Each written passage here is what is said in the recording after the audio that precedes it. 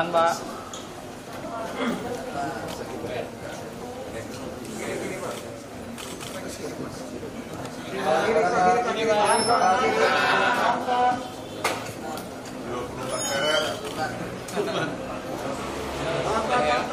Saya ingin mengatakan di sini bahwa insya Allah Partai Umat itu tidak akan mencari musuh apa lawan, ya. No, never, ya. Tapi kita mencari sebanyak mungkin teman yang katakanlah lebih kurang perspektif yang kita perjuangkan itu sama, ya. Jadi kita pegang Undang-Undang Dasar 45, ya. Kemudian kita nggak pernah mendorong kebinekaan kita sebagai bangsa yang majmuk, ya. Kemudian di atas situ kita juga sangat insya Allah memegang values keagamaan, ya. Nah, karena itu berdasar ini insya Allah kita akan menapaki perjuangan di masa depan itu secara betul-betul transparan. Kemudian tidak boleh lagi ada hal-hal yang katakanlah membuat guncangan-guncangan yang nggak perlu gitu. Dan karena itu mudah-mudahan ini sekali bawahi, ini message saya kepada Presiden Jokowi, mudah-mudahan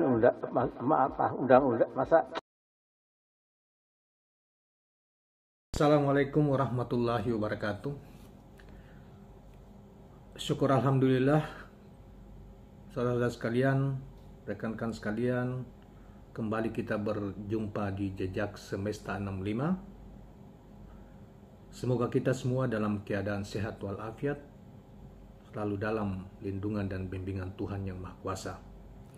Kawan-kawan sekalian, kembali kita akan menyampaikan suatu berita yang kita ambil dari portal Oposisi Cerdas Twitter hari ini pada tanggal 3 Februari 2023. Berita tentang Partai Umat merapat, Anies Baswedan dihadirkan di Rakernas Partai Umat yang akan datang. Judulnya seperti itu, kawan-kawan sekalian. Sebelum kita membacakan lebih lanjut berita tentang ini, sebagaimana kita ketahui bahwa Partai Umat awalnya dalam verifikasi partai, terutama verifikasi faktual pada KPU pada Desember, ya, November Desember tahun lalu 2022, tepat pada tanggal 14 Desember itu dinyatakan tidak lolos verifikasi faktual. Sehingga kemudian Partai Umat mengambil langkah untuk melakukan gugatan ke Bawaslu RI, dan Bawaslu RI kemudian mengambil langkah untuk membuat semacam mediasi. Dan akhirnya pada tanggal 30 dan kemudian KPU ada kesepakatan untuk dilakukan di dua wilayah verifikasi faktual, yaitu di Sulawesi Utara dan di Provinsi NTT. Dan akhirnya pada tanggal 30 Desember 2022 yang lalu, KPU menyatakan atau mengumumkan bahwa Partai Umat lolos sebagai peserta pemilu, salah satu peserta pemilu di 2024 yang akan datang. Nah, itulah kira-kira sekilas tentang itu, dan saya kira tokoh pendiri utamanya adalah Pak Amin Rais, ya, Profesor Dr. Amin Rais, yang juga sebelumnya adalah pendiri Partai Amanat Nasional, yang kemudian partai itu ditinggal pasca Kongres PAN di Sulawesi Tenggara beberapa tahun yang lalu. Baiklah kawan-kawan sekalian, kita bacakan berita tentang Partai Umat dan Anies Rashid Baswedan ini. Ketua Umum Partai Umat Ridho Rahmadi memastikan bakal calon presiden itu hadir usai dirinya menyerahkan langsung undangan Rakernas ke kediaman Anies di Lebak Bulus, Jakarta Selatan, Jumat 3 Februari 2024. Kami minta Pak Anies untuk dapat memberikan pandangan-pandangan tentang Indonesia ke depan di hadapan lebih dari 1.000 kader Partai Umat di seluruh Indonesia di Rakernas yang akan datang, ya. Dalam kesempatan itu, Ridho menceritakan secara singkat sejarah berdirinya Partai Umat hingga menjadi peserta pemilu 2024. Mendengar paparan Ridho, Anies Rashid Baswedan langsung menyatakan hadir pada Rakernas yang tadi kita sampaikan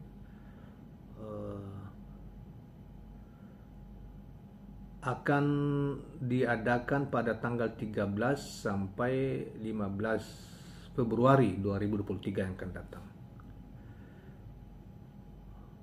Alhamdulillah dan terima kasih atas undangan Mas Ridho, dan insya Allah nanti saya jadwalkan hadir, jawab Anies Rashid Baswedan. Saudara sekalian, tadi ada yang tertinggal bahwa rapat kerja nasional Rakernas Partai Umat itu rencana bakal digelar di Asrama Haji Pondok Gede, Jakarta 13 sampai 15 Februari 2023 mendatang, yang bakal dihadiri oleh Anies Rashid Baswedan. Demikianlah kawan-kawan sekalian berita tentang Partai Umat, dan kelihatannya ya saudara sekalian, Partai Umat akan dapat dipastikan akan memberi dukungan terhadap capres, ya, bergabung dalam koalisi perubahan, ya, dengan partai-partai pengusung Nasdem, PKS dan Demokrat dan PKS yang juga telah mengumumkan dukungan kepada capres Anies Rashid Baswedan. Sisa cawapresnya ini yang belum belum kita ketahui secara pasti. Kemungkinan besar antara AHY, Ketua Umum Partai Demokrat, Gubernur Jawa Timur disebut-sebut Hovifah Indar Parawangsa, kemudian mantan Panglima TNI ya, yang juga dulu menjadi salah satu yang direkomendasikan oleh Partai Nasdem dan Rakernas Juni yang lalu, ya, bulan Juli tahun 2022 yang lalu. Dan bisa saja juga misalnya yang lain, ya, kita tidak tahu karena masih dinamis ke depan, masih bisa jadi ada kejutan tidak dari 3 nama itu yang kita sebutkan tadi, tetapi bisa juga dari pihak yang lain. Ada juga menyebut Ridwan Kamil, tetapi Ridwan Kamil kan sudah gabung ke Partai Golkar, dan kalaupun Golkar gabung misalnya seperti yang banyak dianalisis oleh sebagian orang, walaupun itu kemungkinan kecil ya, yang kunjungan pertemuan 2 hari yang lalu antara Surya Paloh dengan Ketua Erlangga Hartarto misalnya, diduga bahwa di Erlangga atau Ridwan Kamil, saya kira itu kemungkinan kecil, tetapi segala kemungkinan bisa terjadi, saudara sekalian, termasuk tokoh-tokoh yang mungkin tidak disebut-sebut dalam kaitan masalah yang bakal menjadi pasangan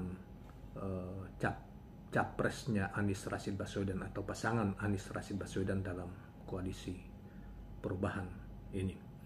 Nah, kawan-kawan sekalian, itulah yang kita ingin sampaikan pada kesempatan ini, dan mudah-mudahan bermanfaat, dan jangan lupa subscribe, like, dan share channel ini.